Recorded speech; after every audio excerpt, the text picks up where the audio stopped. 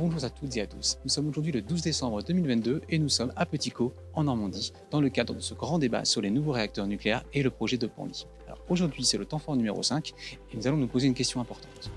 Quelles sont les conditions et les conséquences éventuelles sur l'environnement et sur le territoire de la construction potentielle de nouveaux réacteurs nucléaires ici à Penly? Dolores, vous venez de loin, si j'ai bien compris, vous venez de Saône-et-Loire. Et que faites-vous ici à Penly, à Petit Caux, en Normandie? J'accompagne ma fille qui est intéressée par le sujet et en même temps on passe une semaine de vacances. On va visiter la région parce qu'on ne connaît pas du tout.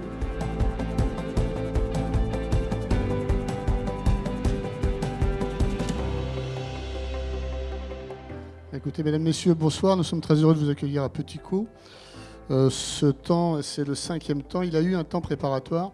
Il y a eu plusieurs rendez-vous que nous avons effectués sur le territoire.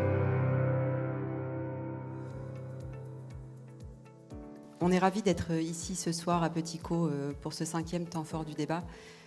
Pour nous, c'est une partie très importante du débat, de pouvoir débattre des modalités de mise en œuvre du projet, de son insertion dans le territoire, des conséquences sur l'environnement. Le choix de Penly pour EDF, c'était une évidence pour réaliser ce premier projet. Le site de Penly, c'est un site qu'on connaît très bien, sur lequel on exploite depuis plus de 30 ans de réacteurs de 1300 MW en toute sûreté. Et on a plusieurs missions de service public. L'une d'entre elles, c'est notamment de raccorder des installations de production au réseau de transport. Il y a quand même pas mal de projets à Petit Caux, on le voit bien. On a ce projet de raccordement qui se ferait si le projet était décidé. Ça consiste globalement à 3 km de liaison électrique en 400 000 volts sur une vingtaine de pylônes. L'ensemble sur principalement le foncier de la centrale et puis tout sur du foncier qui appartient à EDF.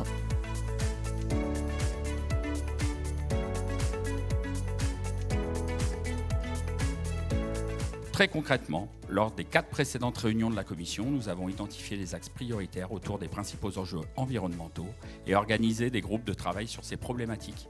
En ce qui concerne les impacts paysagers du projet, le reprofilage de la falaise a été évoqué et soulève de nombreux questionnements. Certains intervenants ont affirmé être pour le lancement de ces EPR2 afin de garantir un équilibre dans l'objectif de mix énergétique, comme l'a dit Mathilde.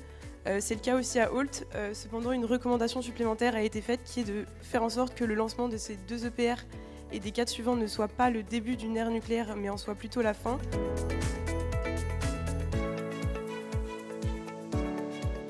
Et donc nous allons à présent vous présenter les premiers éléments que nous avons récoltés sur le terrain, qui ne sont évidemment pas des résultats définitifs. Un quart des personnes qu'on a interrogées n'avaient jamais entendu parler du projet, et c'est notamment frappant chez les jeunes, puisque 65% des moins de 25 ans n'avaient jamais entendu parler du projet de construction des 2 EPR à Penly.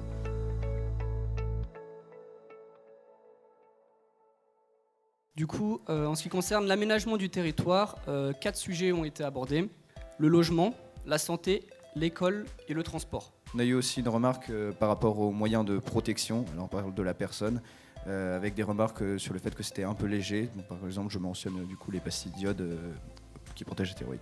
Oui, évidemment, il va y avoir beaucoup de monde qui va arriver, donc oui, il va falloir les loger, et il faut planifier.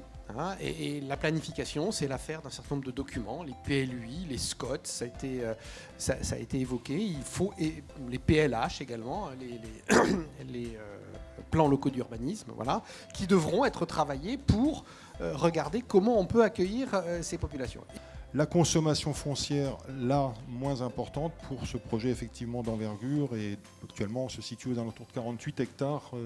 Si j'ai bonne mémoire, donc on est parti de plus haut, donc il y a eu un effort qui a été fait et EDF a progressivement pu faire redescendre ses prétentions en la matière. Parce que c'est vrai qu'il y a une difficulté d'attractivité de médecins généralistes sur ce territoire et d'infirmiers dans les établissements hospitaliers, ça a été dit. Eh bien, pour les médecins généralistes, on a aussi des travaux qu'on mène avec eux concrètement pour mailler le territoire et organiser davantage leur collaboration interprofessionnelle. Pendant que les élus des communes de Penly et les petites communes avoisinantes se grattaient la tête pour savoir comment dépenser la manne de la taxe professionnelle provenant de la centrale, Dieppe peinait à assurer l'ensemble de ses charges. Joël Michel, citoyen. Je voulais simplement vous poser la question, au vu de tous les risques qui ont été évoqués ce soir, Qu'est-ce que vous avez comme assurance pour les couvrir ?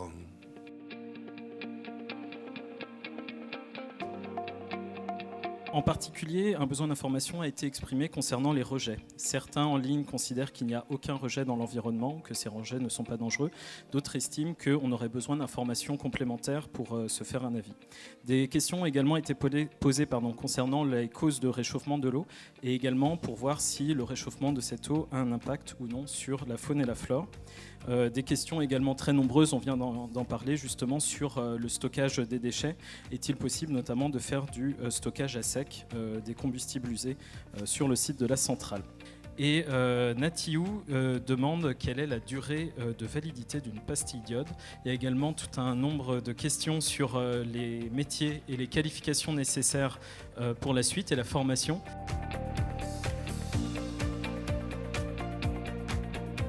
Louis, qu'est-ce que vous retenez finalement de cette soirée, vous qui êtes étudiant à l'INSA en études d'ingénieur en génie civil ? Qu'est-ce que je retiens ? Je dirais que c'est déjà c'est assez varié parce qu'il y a quand même beaucoup de participation et beaucoup de points de vue qui ont été exprimés. Il y a une partie des réponses qui ont été données, mais moi je reste un peu des fois sur un sentiment de certaines réponses n'ont pas été données ou alors elles ont été reportées parce qu'il faut par exemple une étude d'impact environnemental ou alors parce que c'est pas le sujet de la question aujourd'hui mais c'est prévu dans une autre session. Donc je dirais que c'est un petit peu mitigé. C'est intéressant ce débat, ça veut dire qu'effectivement on peut prendre la parole. C'est frustrant en même temps parce que suite à toutes les interventions, on aimerait bien intervenir et reposer des questions, enfin, comme dans un vrai débat. J'ai été un peu surprise de la position du directeur d'EDF qui quand même nous donnait pas de réponse, pas de vraie réponse. Ce que j'ai retenu, c'est qu'il y avait vraiment une diversité d'opinions, ce qui pour moi est intéressant. Il y a eu des arguments pour, des arguments contre, et le fait vraiment que l'ensemble des entités soient représentées et se soient exprimées, que ce soit les collectivités, que ce soit les salariés d'EDF, les associations qui sont pour ou entiers, et c'est ça qui est vraiment trop intéressant.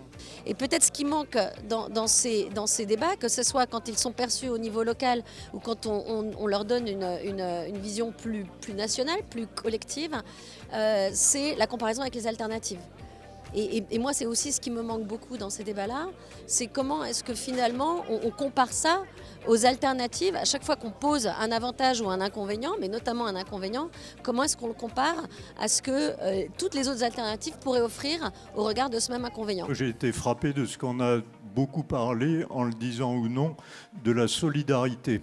Alors ça m'a ramené à l'esprit une citation que j'aime beaucoup, qui est de Marcel Mauss. Dans notre monde dit civilisé, les individus doivent savoir s'opposer sans se massacrer. Moi j'estime que notre rôle, c'est de pouvoir s'opposer sans se massacrer, mais c'est la suite de la phrase qui est bien. C'est l'un des secrets permanents de leur sagesse, la sagesse des individus, et de leur solidarité. Voilà, c'est la fin de cet enfant numéro 5, ici à Petit Caux. La prochaine réunion aura lieu le 12 janvier, en Normandie toujours, au Tréport, pour une question très très importante sur quelles peuvent être les conditions et les conséquences sur le travail et sur l'emploi de la construction éventuelle de nouveaux réacteurs nucléaires ici à Penly. Et le débat continue en ligne sur le site du débat public.